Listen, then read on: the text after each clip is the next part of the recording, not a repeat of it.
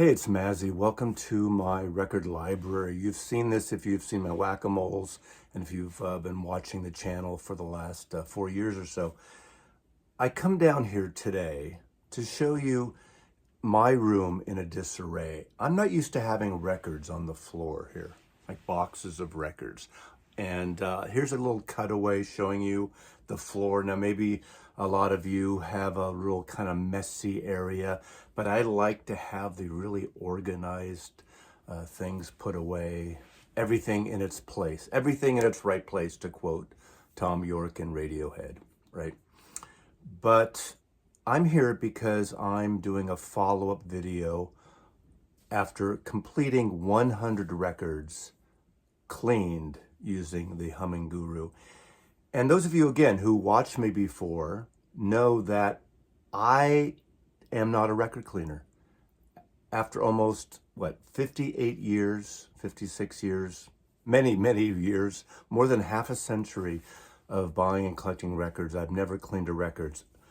Up until the last month or so, I'm not a record cleaner. Have I changed? Have I found that my wicked ways are wrong? Not totally, but I want to give you an update on the HumminGuru. Again, this is not a paid advertisement. I could have just, I probably, for some of you who don't know what this is, I could have probably showed a toaster and you wouldn't know the difference. This is the HumminGuru made in China, delivered. I think it arrived by one of those balloons that hung over my house. This is approximately $420 shipped from Hong Kong. You can get a separate adapter, a 7-inch adapter, a 10-inch adapter. I'm not here to tell you to buy it or not, but I want to give you my take on it. Now, since I did that first video with the archivist, I got a lot of responses, a lot of views, and a lot of comments. Not all good, some bad, some, yeah, Mazzy, you're changing your ways, you're changing your wicked ways, and you're cleaning your records. Yes, to a point. I also got some blowback from the experts, from the Michael Fremers, from the Mike Ingroove. There's another gentleman, I'm sorry that it's escaping my name, and he wrote me twice with some other, and he has a professional record cleaning outfit. And I've got links to scientific studies of submarine vendors who works on the thing of surfactants and how to clean records and ultrasonic and all the scientific doodah-day that comes along with cleaning your records. Now, I always say this about the music, stupid, and that is. And up until the last decade or so, except for a few people that would occasionally wash records and wipe them in their sinks and use various concoctions, all my friends I knew, personal friends in the civilian world and friends in the record business, nobody cleaned their records that I knew. Now, I'm not saying people didn't. I'm not advising against it or anything, but it just wasn't a thing, And I think the difference is most of the records in my collection, obviously, except for maybe the last decade when I, 15 years getting back into vinyl after having about an 18-year separation from buying new vinyl. My records were bought new.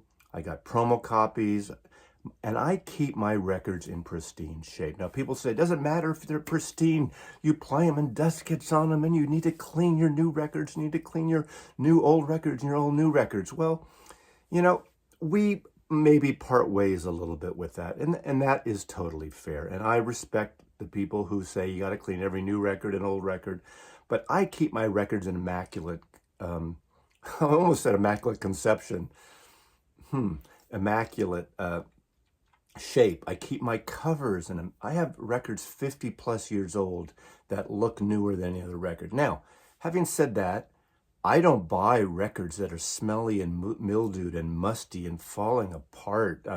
If the covers are, I don't buy those records. But in the last couple of years, when my late friend Coleman, when I acquired his record collection and I kept some and sold some, Coleman would buy records of any shape. And he didn't actually, considering someone who loved music so much too and records, and as a musician, he never cleaned a record either. I think he had a spin clean that he used like twice. So he didn't clean records So I have a lot of records in his collection that he bought used with the labels still on, with the price stickers still on, you know, when records were cheap during the no man's land of vinyl years, when you could get $3 for a Led Zeppelin or a Beatles record, or less in some cases. So those records need little TLC. Now, as I showed you here, this collection, which I'm calling the Dizzy collection, the gentleman who lives about a half hour south of me, he acquired a lot of records 25 years ago and beyond, where he would just buy records in stores, used records when they were relatively inexpensive in some cases. And there are a lot of questionable pressings in there. You see these, I mean, some amazing ones, some rare ones, some really clean ones, but every time I see older collections, I don't know what people do with their friggin' records. They're scratched. They look like they're like obviously cutting cocaine on the vinyl, or they're, you know, making bacon and eggs and sticking it on, or piling it up. I never did that. So that is one reason why I never got into the whole cleaning thing. I keep my records clean. Now, yeah, dust gets on. I use a brush. I use a microfiber brush, the Mark Edison Mark IV, whatever it's called, that my local Hawthorne Stereo turntable guru, Matt, turned me on to. But the washing thing is a whole new concept. But I want to go through a little bit of, after 100 records, my opinion on the process of cleaning records. Am I going to continue? What I like about it. You do get in a Zen mode. When you're getting in on cleaning records, you kind of want to clean more records, which is great, but it's also dangerous. There's a buzz sound. I want to play records. I want to listen to records. And yeah, you can go in the other room and close the door, and depending on what your setup is. But so far, I have it up in my main room. Now, this is going to live down in the washroom. There is a place for it, which is on the other side of this wall right there, where there's washer dryer, and it's going to be sort of the wet room. And that'll be the place where when I do clean records, I'll clean it. But for the first 100, for the first month or so, I wanted to keep it upstairs and lay things out. And there's a couple of pics here. You'll see how I have that set up for the time being. Now, again, after I did that last video, I got so much blowback. Again, support and, oh my God. Now, in that video, I used Mazzy's Mix, which is just basically distilled water with, I think, 8 to 10 drops at the very most of Turgiclean. Some people call it Turgikill, Turgitol, and it's a surfactant that breaks up scientific things that you can read about elsewhere. I'm not going to tell you the scientific stuff.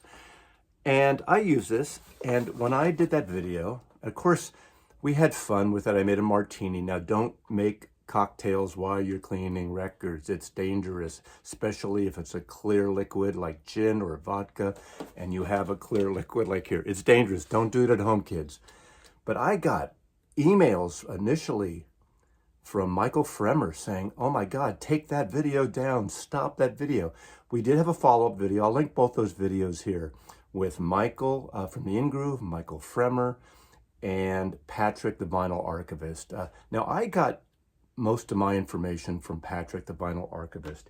He uses drops of the Turgiclean, Ilfitol, that's it. And I know what that is because coming from the world of photography, we use the Ifitol and things like that when you're printing, when you're making prints in the darkroom, and it allows for your prints to dry in a smoother way, a more even way, so you don't get water droplets and water drops. And you know, that is the worst thing with film and photography. So I'm aware of that in the photo world. So it kind of helps the drying process. I didn't use that, but I know Michael Fremer said, oh my God, at least you have to wash it after. Now, I omitted the washing step. After I used this version, I did do a clear, clean wash with the clear liquid. See, it says clear, so I don't confuse it. There'll be clear, there'll be mix, and there'll be gin with a slight dry vermouth included, but that is not in this video. So Michael freaked out. Mike came on board, and he has a semi-custom thing. Now, Those guys use this high-end cleaning system. I'm certainly not the first videographer here to show you how to clean records. There are plenty others that do it better, that do it regularly, that do it more scientific. Maybe I'm the most entertaining, but some will probably say otherwise as well. So that video was meant to have a little fun and showcase the first experience, our very first usage of the HumminGuru. And that's what the archivist and I did. And some people objected because the head of the archival department at the University of Texas, at the LBJ Center, said the best way to clean your records is to play your records, like Roy Gandry from Riga. And people say, oh my God, you're going to wreck your stylus. You're going to go through your stylus. Stylus are friggin' diamonds. They're going to be fine. And, you know, if you keep your records clean. Now, again, all these records that have been around for years, those are the records I'm really jumping into. Those are the records that I spent the last month cleaning for the most part. There are some exceptions. For instance, one of the first records I cleaned, which probably wasn't a good idea when you think about it, objectively, to clean this. This is a very rare record. This was from the Coleman collection. He had this, and this is the very first mono pressing of Sgt. Pepper UK. And it was noisy, and it was, I mean, this is 1967, this album came out. I put this through with the surfactant, with the Turgidol. I did a cleaning after. I did it on the 5-minute cycle. You can do 5, and then of course the dry. Now, what I love about this machine is you push one button basically 2 or 3 times depending on your time period, and it does it all. You don't have to dry it, wash it, put it in a sink, put it on a drainer, lay it out in the sun, you know, on a towel with a Mai Tai behind it on a beach. You don't have to do any of that stuff. And I tell you, that person walking by in the video, and the archivist and I played this, it sounded almost like a new record. Yes, there's still some things because it's an old record, some surface noise, but it was such a difference. It cleaned that gunk off, that layer of gunk, like driving through the car wash, you know? I mean, I get my car washed occasionally. I get all the gunk off, I keep it clean. And you know, have you ever noticed when you wash your car, like really after it's been gunked up for a while, it seems like your car drives faster. Scientifically, is that a thing? Who knows? So this was a prime example of why I love this. There's the degritter, that's around 3,200. There's these, I don't even know what they are. Michael Fremer has his high-end machine. Michael 45 just did a review on his $10,000 or $11,000 unit. All the power to the people that do that.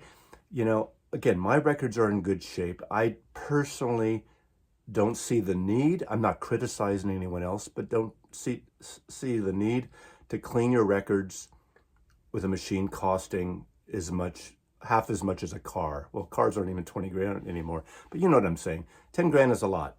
But again, I'm not going to criticize that depending on your means and what you have and your investment, your collection. You know, I have here, I don't know, 7,500 albums, give or take. Again, most of them are clean, but these records here, the records from the Coleman collection, you know, they need some TLC. So this was a good example of that. Now, so Michael Fremer and Michael in Group says, no surfactant. Use just use the water. Use the distilled water.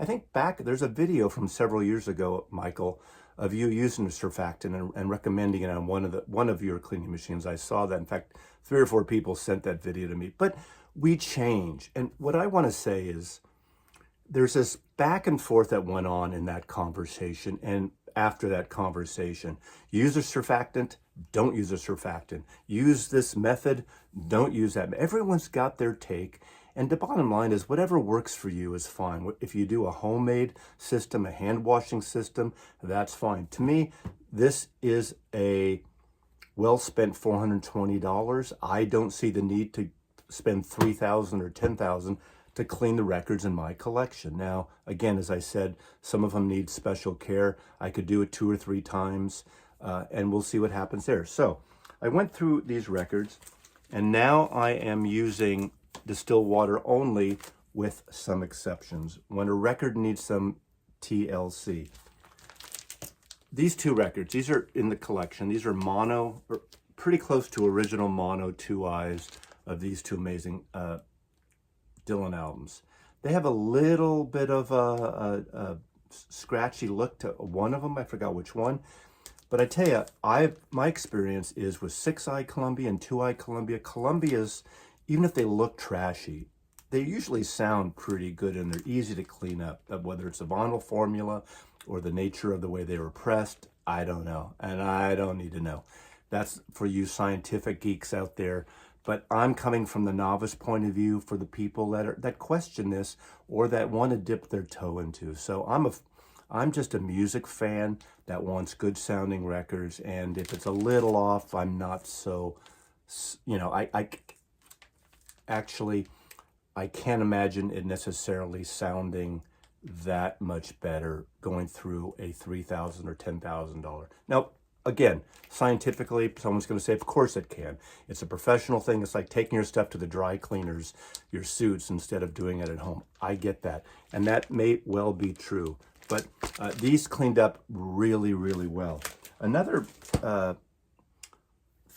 one that I went through, this is a Wally cut, Wally Traugott, and this is a beautiful sounding record. This was in the collection, looked a little dirty.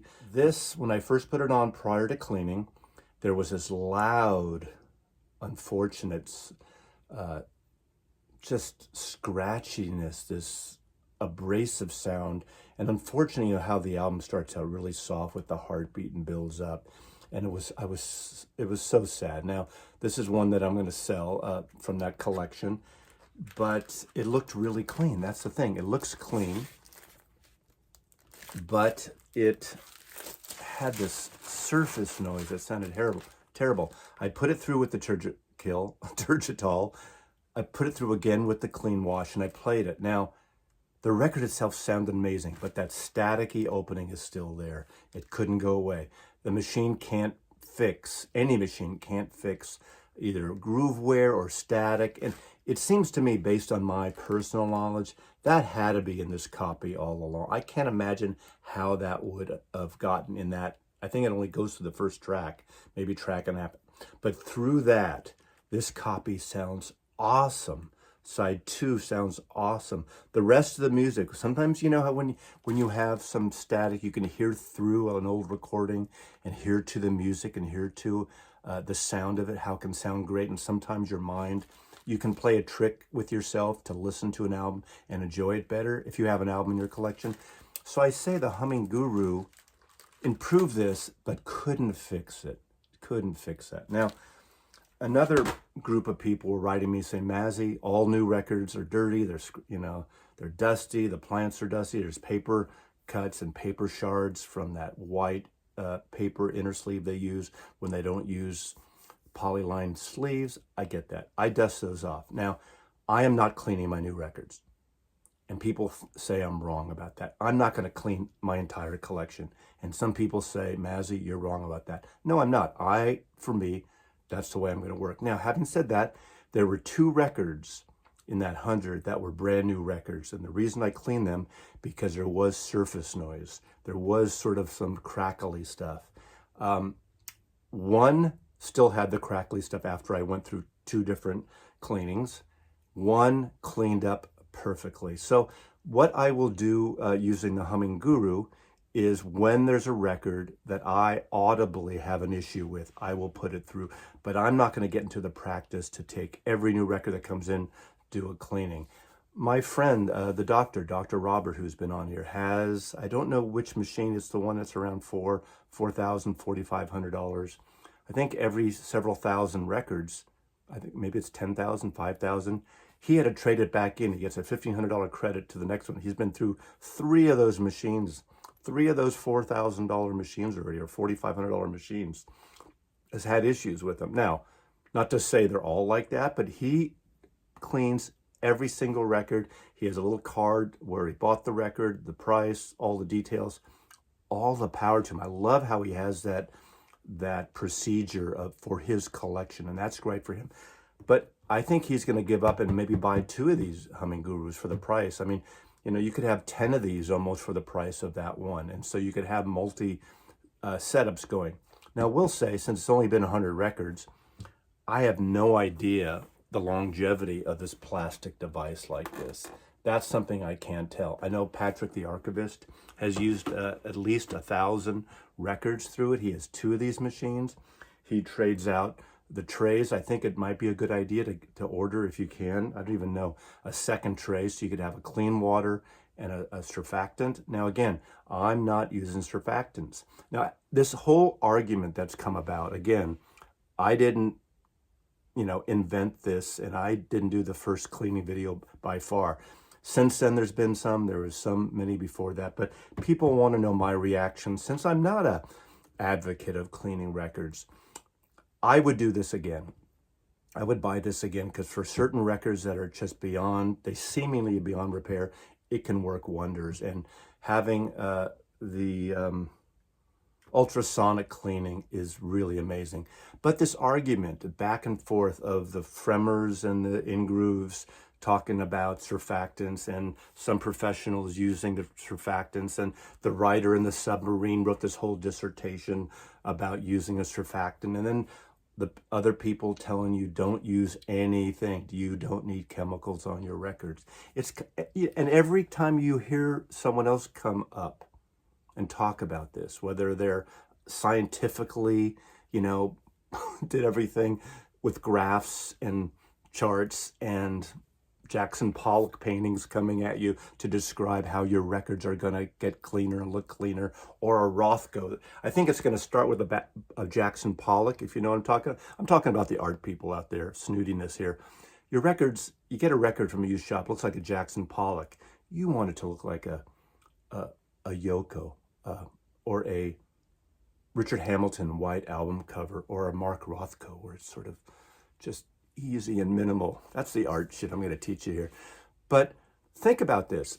Every 3 years, I'm reading the newspaper, and it says, a glass of red wine is great for your heart. 3 years later, don't drink any alcohol, it's bad for your heart. Coffee is great for your heart. A cup a day, 2 cups a day. Coffee is bad for your heart. It'll do things to you. It'll make your records dirtier or something. There is this back and forth, all legitimate. Everyone's got their backup, and it's kind of like politics, right? We take our sides and we just push with the sides. So I don't know what else to say. I am going to clean the records that I'm going to sell in this first sale I have on this person's used records. There's some amazing stuff. I did try. I cleaned 2 newer records that look pristine, and they didn't sound any better before or after, but they look great. They look cleaner. So they look shiny, again, like getting your car washed. So that's my take on my update after almost a month, the HumminGuru, 100 records I've cleaned. It's another tool, like a piece of stereo equipment. Again, I don't think everyone has to. It depends on what your collection is. If you're buying all new records, personally, if I had a collection of 100 or 200 records and I was buying only new records, I probably wouldn't buy this.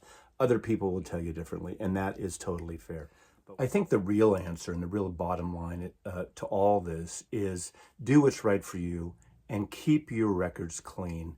Keep them clean and take care of them. You don't necessarily have to put them through a Hummindinger or a HumminGuru or a degritter or the $10,000, $11,000 cleaning method.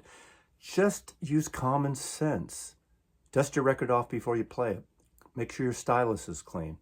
Dust them off after you play it. Stick them in a clean sleeve, whether it's paper, God forbid, you're not using a polyline sleeve. We've had paper sleeves for decades. But just take care of them. Don't leave them out on the turntable. Don't leave them out on the side, on the counter, or on your floor. Just take care of them. Use common sense, and your records will last a lifetime. Mine certainly have, and I hope they will continue to last for generations once I'm gone. But thanks for watching. I hope this gives you a little insight into my personal take. And put your comments below. And Mazzy, I'll see you next time. Mazzy loves you. Mazzy, I'll see you next time. Makes no sense. Take care.